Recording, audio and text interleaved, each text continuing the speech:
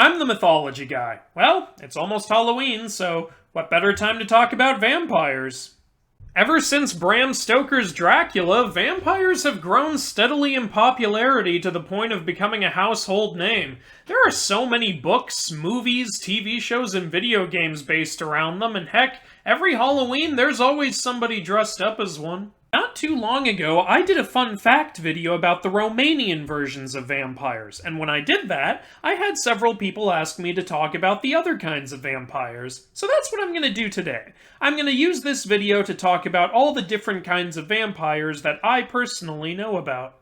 Let's start with the type of vampire that inspires most of the vampires we know in modern day, the Romanian Strigoi. Strigoi are undead creatures which sustain themselves by sneaking into people's houses and drinking the blood of young girls. It is said that you can become a Strigoi if you lead a sinful life, if you commit suicide, if you are cursed by a witch, or even if you so much as die without being married. Strigoi can also transform into animals, which is where we get the idea of vampire bats. If you want to get rid of a Strigoi, you're going to have to either behead the corpse, stake it through the heart, or put garlic on its tongue. However, another way people try to prevent Strigoi is by burying people upside down. That way, if the body comes to life and tries to escape, it'll actually head downward towards hell instead of upwards towards our world.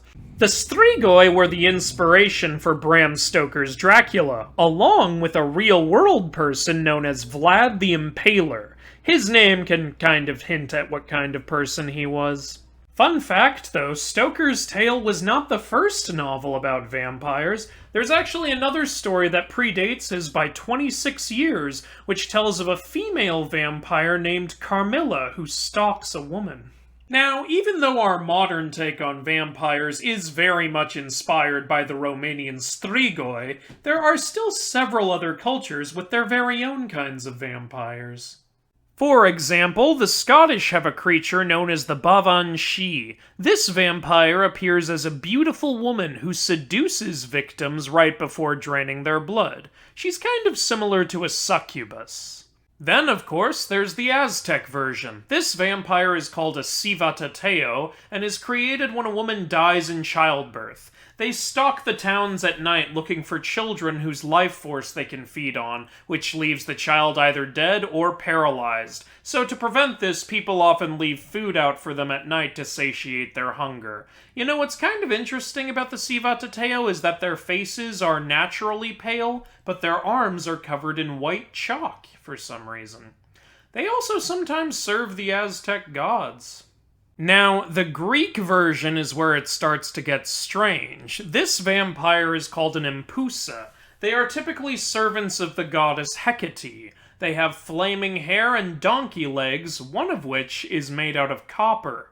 I couldn't tell you why.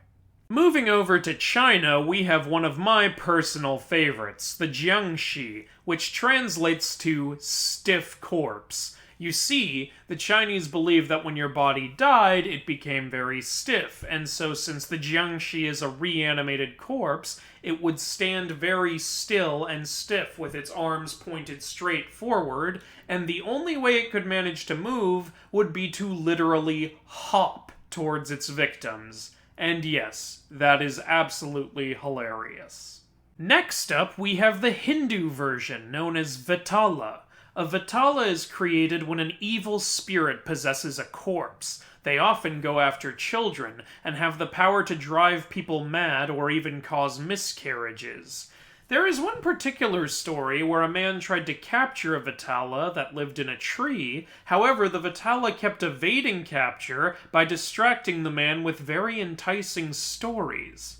Meanwhile, over in Africa, the Akan people believe in a vampire known as the Asambasam. This creature likes to dangle from trees with hooked feet and has iron teeth that it uses on its prey.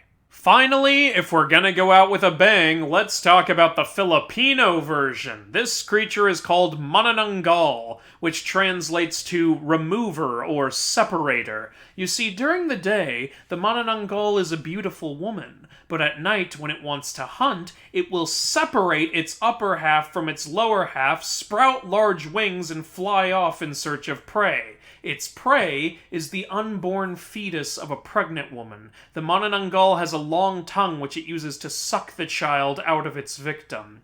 The only known way to defeat a manananggal is to find its lower half while the upper half is preoccupied and sprinkle salt or garlic on it. That way, the upper half cannot return to its lower half and will die when the sun comes back up. Malaysia has a very similar creature known as the penanggalan. The main difference here is that instead of removing its upper half, the penanggalan simply removes its head and floats around with all of its organs still hanging from the neck. And with that, those are all the different types of vampires that I currently know about. I'm sure I'll learn about more as I continue to read about different mythologies and cultures over time, but for now, that's all I can really tell you. I hope you guys enjoyed this video. If you guys know about other types of vampires which I didn't cover here, please let me know in the comments. I'd love to learn more. Hopefully you got something out of this, and for now, I'm the Mythology Guy. Happy Halloween.